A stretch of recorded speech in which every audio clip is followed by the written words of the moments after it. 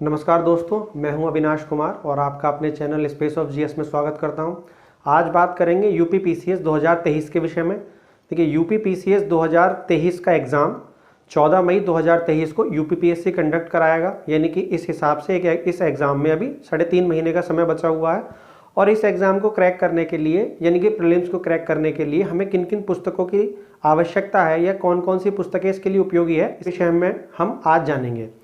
देखिए, UP PCS के 3 चरण होते हैं, यानी कि ये 3 चरणों में होने वाली परीक्षा है। ये वनडे एग्जाम नहीं है। प्रथम चरण प्रीलिम्स होता है, द्वितीय चरण मेंस होता है और तृतीय चरण इंटरव्यू होता है। आज हम बात करेंगे प्रीलिम्स के विषय में। प्रीलिम्स को पास करने के लिए किन किन पुस्तकों की आवश्यकता है। देखिए, जहाँ तक मेरी बात की जाए तो मैं यूपी पीसीएस का प्रीलिम्स 4 बार पास कर चुका हूँ। यानी कि मैं यूपी पीसीएस द्वारा आयोजित 4 परीक्षाओं का मेंस दे चुका हूँ। इसलिए इस प्रीलिम्स को क्रैक करने के लिए जो कुछ उपयोगी पुस्तकें हैं मुझे बेहतर तरीके से पता है। यदि आप समय का सही से प्रबंधन करेंगे और इन पुस्तकों को बार बार पढ़ेंगे तो आपका भी प्रीलिम्स क्लियर होने की काफ़ी संभावना है। शुरू करते हैं। सबसे पहले हम बात करते हैं इतिहास की, यानी कि हिस्ट्री। देखिए, हिस्ट्री की शुरुआत करने से पहले हमें सबसे पहले ये जानना होगा कि यूपी पीसीएस अब हिस्ट्री के सवाल कहाँ से उठा रहा है। हिस्ट्री के भी 3 चरण होते हैं, यानी कि हिस्ट्री भी 3 प्रकार की होती है। प्राचीन भारत, मध्यकालीन भारत और आधुनिक भारत, यानी कि एंशिएंट हिस्ट्री, मिडेवल हिस्ट्री और मॉडर्न हिस्ट्री। पुराने समय में क्या होता था, आज से 4-5 साल पहले आयोग मॉडर्न हिस्ट्री से काफ़ी सवाल पूछता था, पर पिछले 4-5 सालों से आयोग ने मॉडर्न हिस्ट्री के सवाल पूछना कम कर दिया है और अब आयोग की जो दिलचस्पी है वो प्राचीन भारत और मध्यकालीन भारत पर ज़्यादा है। तो यानी कि हमें जो फोकस करना पड़ेगा अब प्राचीन और मध्यकालीन भारत पर करना पड़ेगा। सबसे पहले हम जानते हैं कि इसको पढ़ने के लिए, यानी कि प्राचीन, मध्य, हालांकि मॉडर्न भी हम पढ़ेंगे पर मॉडर्न को उतना ज़्यादा नहीं देखेंगे, प्राचीन और मध्यकालीन भारत पर हमारा फोकस रहेगा। तो हम जानते हैं कि हिस्ट्री पढ़ने के लिए हमारे पास में सबसे अच्छे सोर्स कौन से हैं। देखिए, इतिहास के लिए मार्केट में एक से एक पुस्तक उपलब्ध है। आप चाहें तो 36 तरीके की पुस्तकें ले सकते हैं, पर जो मानक पुस्तकें हैं उनके विषय में मैं आपको बताता हूँ। पहले तो आप 11th और 12th की एनसीईआरटी पढ़ लेंगे, ठीक है, प्राचीन भारत, मध्यकालीन भारत और आधुनिक भारत की। उसके साथ में करंट कंपटीशन टाइम की एक बुक आती है जो कि फैक्ट के लिहाज से बहुत ही बेहतर है। आप इस बुक को पढ़ सकते हैं। इस बुक को यदि आप इसका अध्ययन डीपली अध्ययन करेंगे, गहराई से इस बुक का आप अध्ययन करेंगे तो आप हिस्ट्री के बहुत सारे सवालों को सॉल्व कर सकते हैं। इसके घटना चक्र उत्तर प्रदेश पीसीएस द्वारा प्रीलिम्स में पूछे गए पिछले 20 सालों के प्रश्नों की एक पूरी किताब निकालता है, जिसको कि आप पढ़ सकते हैं। देखिए, यूपी पीसीएस में रिपीटेड प्रश्नों का बहुत ज़्यादा महत्व रहता है। जो प्रश्न आते हैं वो कहीं ना कहीं पिछले 10-5 सालों में रिपीटेड होते हैं। तो यानी कि आप इसके साथ में घटना चक्र की, हिस्ट्री की, यानी कि इतिहास की, पुराने ईयर्स की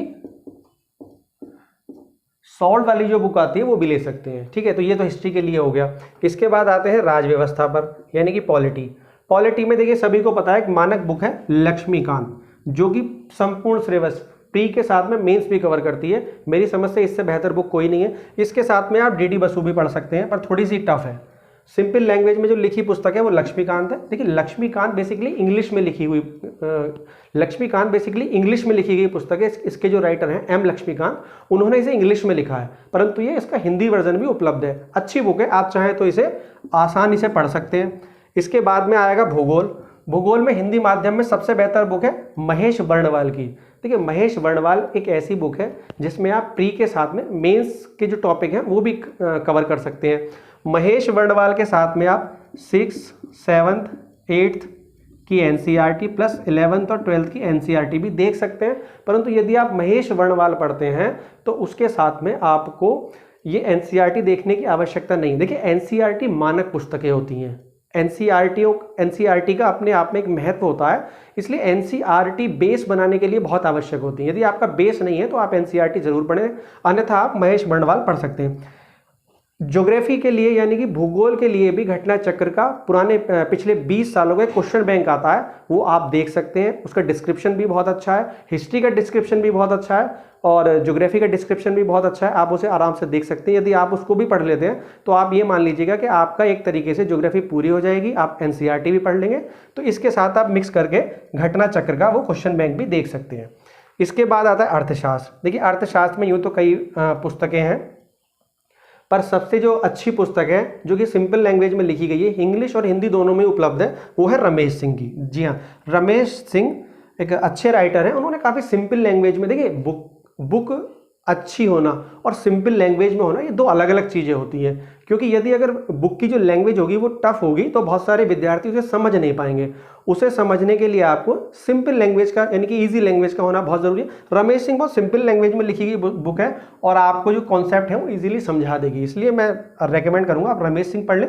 इकोनॉमिक्स का भी घटना चक्र का पिछले 20 वर्षों का क्वेश्चन बैंक आता है और रिपीटेड क्वेश्चन उसमें भी आते हैं, हर साल एग्जाम में भी आते हैं, वो भी देख सकते हैं। पर्यावरण और पारिस्थितिकी के बारे में देखिए यहाँ से भी 4-5 सवाल पूछ लिए जाते हैं।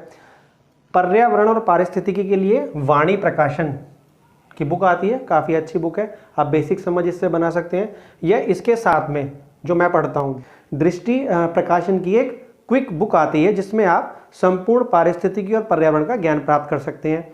इसके साथ में देखिए वही घटना चक्र का पुराने 20 वर्षों का क्वेश्चन बैंक आता है जिसमें कि यूपी पीसीएस में पिछले 20 वर्षों में पारिस्थितिकी और पर्यावरण में पूछे गए प्रश्नों का समावेश रहता है, आप उसको भी पढ़ सकते हैं। मैंने लिखा नहीं है पर आप ये वाली बात ध्यान रखेंगे। इसके बाद आता है जनरल साइंस। देखिए बड़ा महत्वपूर्ण भूमिका निभाता है जनरल साइंस, क्योंकि ज़्यादातर जो आर्ट के विद्यार्थी होते हैं उनका पोर्शन कमज़ोर होता है, साइंस वालों का मजबूत रहता है, खासकर जिन्होंने बायोलॉजी से बीएससी या 12th किया हो जिन्होंने बायोलॉजी से बीएससी या 12th किया होता है, उनका कुछ हद तक ये जो पोर्शन है वो मजबूत रहता है। यहाँ से 15-20 सवाल पूछे जाने की संभावना रहती है और ये प्रश्न डिसाइडिंग होते हैं, क्योंकि ये ज़्यादातर लोग इसको सही नहीं कर पाते, रट्टाफिकेशन इसमें काफ़ी लगाया जाता है पर वो दिक्कत थोड़ा करते हैं ये, इसीलिए इसके लिए आपको घटना चक्र के पिछले 20 वर्षों के जो यूपी पीसीएस में आए गए प्रश्न हैं वो देखने होंगे। उसके साथ में आप ल्यूसेंट पढ़ते हैं। देखिए ल्यूसेंट भी दो तरीके की आती है, एक तो खाली जनरल साइंस के लिए आती है और दूसरी कंप्लीट एक ल्यूसेंट आती है। आप कंप्लीट ल्यूसेंट ले सकते हैं, उसमें साइंस वाला पार्ट ले सकते हैं। यदि आपको और बेहतर तरीके से ज्ञान प्राप्त करना हो तो आप ल्यूसेंट ले सकते हैं जो खाली जनरल साइंस के लिए आती है, ठीक है। उसको पढ़ने में काफ़ी समय लगेगा और आपको छांटना भी पड़ेगा, तो मैं प्रीफर करूंगा कि जो घटना चक्र जो ल्यूसेंट आती है कंबाइन वाली, आप उसको ले सकते हैं। इसके पश्चात करंट सबसे अंत में, सबसे महत्वपूर्ण भूमिका यदि यूपी पीसीएस में कोई निभाता है तो वो करंट निभाता है। देखिए समसामयिकी जो होती है वो बहुत इंपॉर्टेंट है, क्योंकि इसके हर साल 25 से 30 प्रश्न एग्जाम में पूछे जाते हैं और जिसका ये पोर्शन ठीक हो जाता है उसका प्रीलिम्स पास करने की संभावना बहुत ज़्यादा होती है, क्योंकि ये पोर्शन आपको हर साल नए तरीके से पढ़ना होता है। जो पुराने ईयर के यानी कि जो पिछले सालों के विद्यार्थी भी होते हैं, काफ़ी सीनियर विद्यार्थी होते हैं, वो भी इसको साल दर साल पढ़ते हैं, क्योंकि ये करंट एक साल में बेकार हो जाता है। यानी कि यहाँ अगर आप जितना अच्छे से मेहनत कर लेंगे आपको प्रीलिम्स निकालने की संभावना बहुत ज़्यादा हो जाएगी। इसके लिए आप प्रतिदिन न्यूज़पेपर तो देख ही सकते हैं। न्यूज़पेपर के साथ में आप न्यूज़पेपर कौन सा देखें, देखिए जो हिंदी माध्यम के विद्यार्थी हैं उनके लिए ज़्यादा ऑप्शन तो है नहीं, पर तब भी 2-3 ऑप्शन बहुत अच्छे हैं, जिसमें से एक का मैं नाम लेना चाहूँगा। दैनिक जागरण का जो राष्ट्रीय संस्करण आता है, इसके साथ में दैनिक भास्कर भी आता है, पर जो दैनिक जागरण का राष्ट्रीय संस्करण आता है वो काफ़ी अच्छा होता है। आपको नहीं देखना कि वो कैसी खबरें छापता है, क्या छापता है, क्या विचारधारा, वो सब में हमें नहीं पढ़ना, हमें अपने एग्जाम से मतलब है। तो जो दैनिक जागरण का राष्ट्रीय संस्करण आता है आप उसको डेली पढ़ सकते हैं, बहुत अच्छा जो है न्यूज़पेपर है। इसके साथ में आप दैनिक भास्कर को भी ले सकते हैं, वो भी एक अच्छा न्यूज़पेपर है।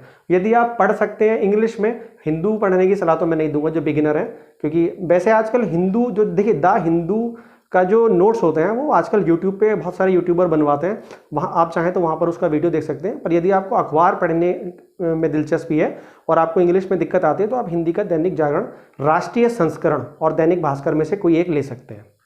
इसके साथ में मंथली प्रत्युक्त दर्पण आती है, काफ़ी उपयोगी होती है। इसके साथ में ये 2 पुस्तक, वैसे तो 3 पुस्तकें आती हैं पर मैं 2 का नाम लेना चाहूँगा। घटनासार 2-3 मंथ में एक बार इसको निकालते हैं, मंथली मैगजीन नहीं है ये, 2 या 3 मंथ का कंबाइन जो करंट होता है वो इसमें आता है। इसी के साथ में एक घटना चक्र भी आती है, ये भी शायद मंथली या 2 मंथ में निकलती है। घटनासार या घटना चक्र में से आप किसी एक को फॉलो कर लें, ये प्री के एग्जाम से पहले भी आती है, यानी कि जो पूरे 1 साल का करंट है वो भी आता है, पर वो थोड़ा लेट आता है, वो एग्जाम से 15-20 दिन पहले ही आ पाता है। तो आपको साल भर का जो करंट है वो पहले से ही तैयार होना चाहिए, तो आप घटना सार ले लें। मुझे ये पुस्तक व्यक्तिगत रूप से बहुत पसंद है और आप चाहें तो घटना चक्र भी ले सकते हैं। यदि आपने ये पोर्शन ठीक से तैयार कर लिया तो आपका प्रीलिम्स निकलने की संभावना बहुत ज़्यादा है। देखिए जब से प्रीलिम्स में नेगेटिव मार्किंग हुई है और पेपर टफ आने लगा है, यदि आप 150 में से 88 जी हाँ, 150 में से 88 प्रश्न ठीक करके आते हैं आयोग की आंसर की से, तो आपका प्रीलिम्स निकालने की संभावना बहुत प्रबल है और 100% प्रीलिम्स हो जाएगा। पर वो 88 जो होने चाहिए वो आपके आयोग की आंसर की से होने चाहिए। यदि आप 90 करके आते हैं, ये पुरुषों के लिए बता रहा हूँ मैं, जनरल और ओबीसी के लिए, यदि आप 90 प्रश्न करके आते हैं तो यानी कि आप बिल्कुल बेफिक्र हो जाइए, 90 क्वेश्चन पे आपका जो प्रीलिम्स है वो होगा ही होगा, चाहे आप किसी भी कैटेगरी में हो। जनरल और ओबीसी की सेमी मेरिट जाती है। यदि आप एससी में हैं तो वही 82 से लेकर 84, महिला हैं तो अभी 85-86 तक, 84-85 मतलब 85 प्लस में आप निश्चिंत होकर, महिला हैं यदि आप 85 प्लस में निश्चिंत होकर आप ये एग्ज़ाम क्रैक कर सकते हैं। ठीक है, जनरल ओबीसी के लिए 90, एससी के लिए 82 से 84 और महिलाओं के लिए 85 के आसपास ये एग्ज़ाम क्रैक किया जा सकता है। बाकी एसटी वगैरह की मेरिट और थोड़ी कम जाती है। ठीक है, इस बार सीटें कितनी आएंगी कुछ कह नहीं सकते, र्यूमर है कि बहुत ज़्यादा आ रही हैं, पर कहीं मैंने सुना था कि अभी आयोग को केवल 97 सीटों का अधियाचन मिला है। तो आप ये मान के चलें, कुर्सी की पेटी बांध लें, क्योंकि मौसम अब अगले 3 महीनों में बदल जाएगा। 3 महीने आप जम के मेहनत करें, मैं भी मेहनत करता हूँ, साथ में तैयारी करते हैं और साथ में मेंस भी लिखते हैं। क्योंकि तो आप भी ट्राई कीजिए, जो भी नए एस्पिरेंट हैं वो ट्राई करें और कोशिश करेंगे प्रीलिम्स निकालें, क्लोज पहुँचे। और सभी के लिए all the best, good luck. मैं तो चाहूँगा कि सभी का प्रीलिम्स निकले, पर वो संभव नहीं है। 4-5 लाख फॉर्म भरे जाते हैं, उसमें से 2.5-3 लाख बच्चे एग्जाम देते हैं और उसमें से करीब 4-5 हज़ार बच्चों का प्रीलिम्स हो पाता है। तो सभी के लिए all the best, take care. PCS और अन्य एग्जाम से संबंधित इसी प्रकार की जानकारी पाने के लिए आप चैनल को सब्सक्राइब जरूर कीजिए। टाइम टू टाइम मैं बहुत सारे टॉपिक्स की वीडियो भी डालता रहूँगा, जैसे कि पॉलिटी है, इकोनॉमिक्स है, जो कि थोड़े कठिन टॉपिक होते हैं, उनके विषय में मैं आपको बताता रहूँगा और धीरे धीरे आपको और भी जो समसामयिक चीज़ें होती हैं उनके विषय में ही बताता रहूँगा। इसके लिए आप चैनल को सब्सक्राइब करें और लाइक करें। धन्यवाद।